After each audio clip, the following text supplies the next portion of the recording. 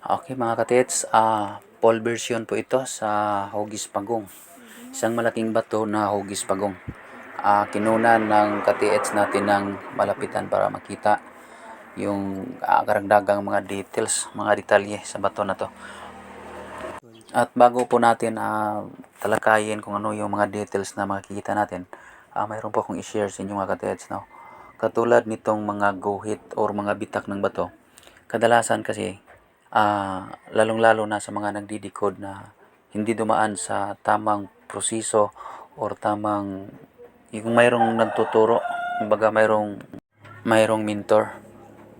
So, ang nangyayari kahit bitak ng bato ay gawa ng sariling kahulugan at sasabihin na yun po ang pagdikod. Mayroon po akong i-share sa inyo mga katets na ang minsan ginawa ng bitak or guhit ang bato para ito ay magkaroon ng isang figure, no? At ang figure na yon ay yun ang kailangan mong malaman kung ano yung kahulugan sa figure na yan.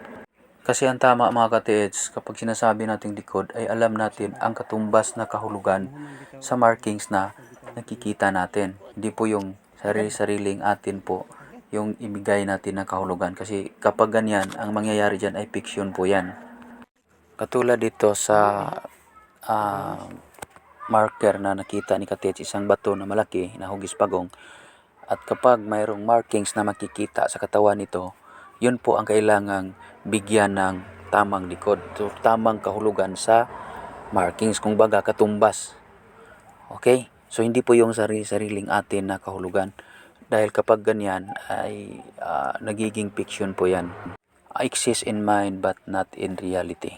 Dahil ang tamang decode ay ang tamang code kailangan mong ibigay sa markings na nakikita mo. Alam mo kung ano yung markings na yan. Okay, halimbawa na lang, isang malaking dot, yan po ay mayroong sariling kahulugan. May ibig sabihin yan na sila lang ang nakakaalam, kaya tinatawag na secret code. At kapag alam natin ang secret code na yon, ang tawag dyan ay na-decode natin ang code or markings na nakikita natin. Okay, so sana po ay nakatulong po ito at naging maliwanag po sa inyo. So hindi lahat ng mga guhit, bitak ay pwede nating bigyang kahulugan or sasabihin i-decode natin. Dahil may mga bitak or mga guhit na sadyang ginawa para magkaroon ng figure ang isang malaking bato. At yung figure na yon, dapat alam din natin kung ano yung mga katumbas na kahulugan doon. Okay, so malinaw po mga katets. And then ito,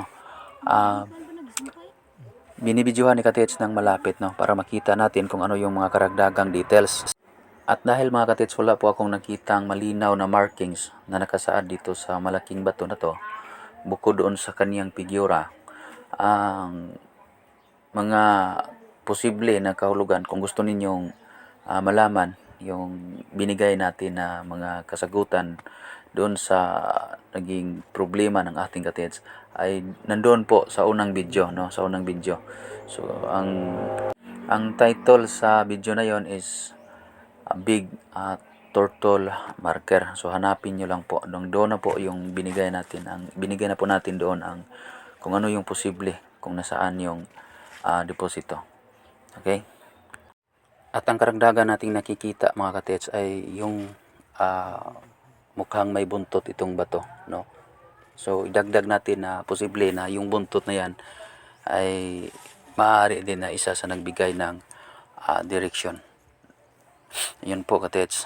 Itong dot, nakita na natin ito. Ngunit malayo ngayon, klaro na may kanal. So yung sinasabi natin na maaaring nasa under, itong dot na to ay posible din na nagbibigay ito ng right spot. Nasa tapat niya mismo.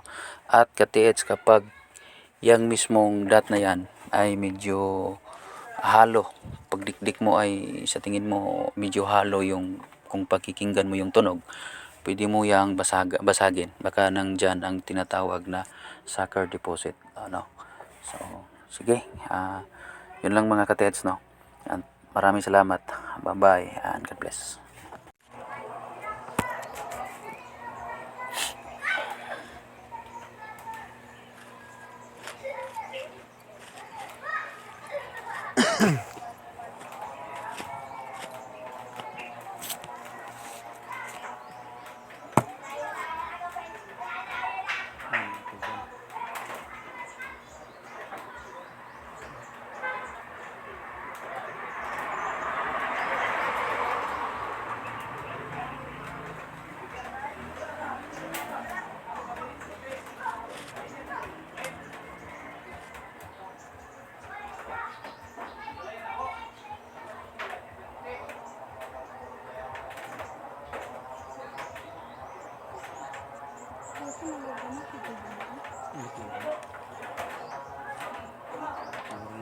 Guys, ang video niya.